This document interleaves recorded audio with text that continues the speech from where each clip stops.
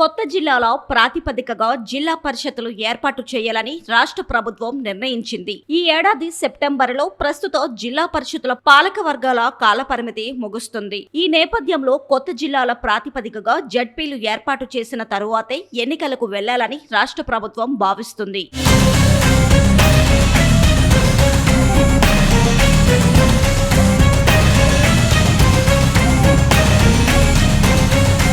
ఇందుకు అనుగుణంగా ఉమ్మడి జిల్లా పరిషత్తుల నుంచి ఇప్పటికే కూటమి సర్కార్ ప్రతిపాదనలు స్వీకరించింది. విశాఖ జిల్లాను 2022 ఏప్రిల్లో విశాఖ, అనకాపల్లి, అల్లూరి సీతారామరాజు పేరిట 3 జిల్లాలుగా విభజించడం తెలిసిందే. కానీ అప్పటికే జడ్పీకి పాలకవర్గం ఉంది. కొత్త జిల్లాల వారీగా పాలక వర్గాలను విభజించాలని భావించినా అందుకు కేంద్రం అనుమతి తీసుకోవడానికి సమయం లేక అప్పట్లో ముందుకు వెళ్లలేదు. అయితే పాలక వర్గాల కాల పరిమితి సెప్టెంబర్ 30వ తేదీతో ముగుస్తున్నందున జడ్పీల విభజన మరోసారి తెరపైకి వచ్చింది. ఈ మేరకు ప్రభుత్వ ఆదేశాలకు అనుగుణంగా 3 జిల్లాలకు వేర్వేరుగా జడ్పీల ఏర్పాటుపై అధికారులు తాజాగా ప్రతిపాదనలు పంపారు. ఉమ్మడి విశాఖ జిల్లా జడ్పీలో 39 మంది జడ్పీటీసీలు, 652 మంది ఎంపీటీసీ సభ్యులు ఉన్నారు. ఇప్పటి వరకు పనిచేసిన జడ్పీ చైర్మన్లు ఉమ్మడి జిల్లా చైర్మన్లుగా చరిత్రలోనే నిలిచిపోతారనే చెప్పాలి.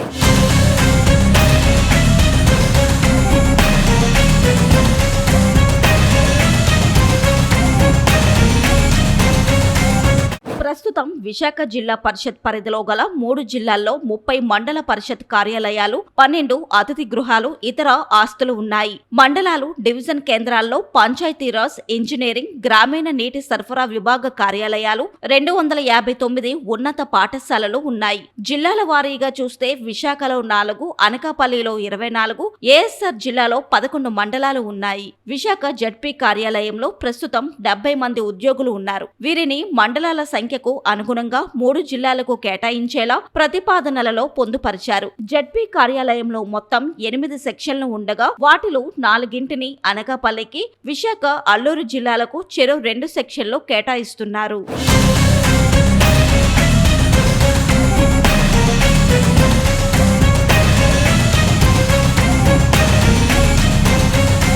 ప్రతి జిల్లాలో ఒక జడ్పీ కార్యాలయం ఏర్పాటు చేస్తారు. ZP chairman, vice chairman, CEO, ఇతర సిబ్బంది ఉంటారు. ఉమ్మడి జిల్లాలో ఉన్న సిబ్బందిని 3 జిల్లాల్లో ఉన్న మండలాల సంఖ్య ప్రకారం విభజించారు. అనకాపల్లిలోని జడ్పీ అతిథి గృహంలో తాత్కాలికంగా కొత్త జడ్పీ కార్యాలయం ఏర్పాటు చేస్తారు.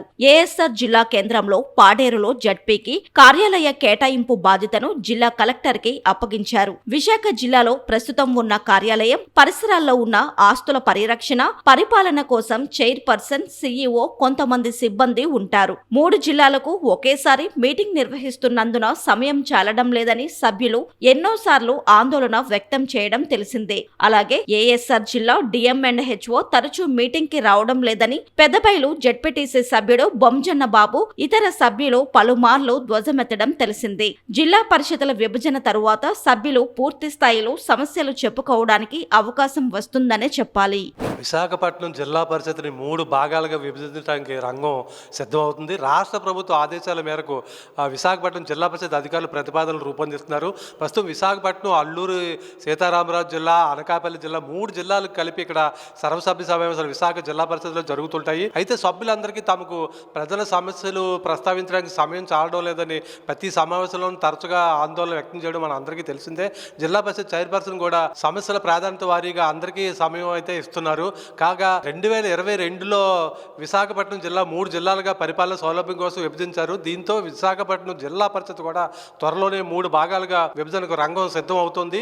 దీంతో ముఖ్యంగా అల్లూరు సీతారామరాజు జిల్లా వాసులు విశాఖపట్నం దూరం వ్యయ ప్రయాసాలు కోర్చి సమావేశాలకు రావాల్సి వస్తుందని సభ్యులు ఆందోళన చెందుతున్న నేపథ్యంలో కొత్తగా అల్లూరు సీతారామరాజు జిల్లాలో తాత్కాలిక భవనంలో జిల్లా పరిషత్ ప్రారంభమవుతుంది. అలాగే అనకాపల్లిలో కూడా ఒక తాత్కాలిక భవనం ఇప్పటికే సిద్ధం చేశారు. దీంతో సభ్యులకు ముఖ్యంగా సమయం, ఇంధనం ఆదా అవుతుందని అందరూ భావిస్తున్నారు.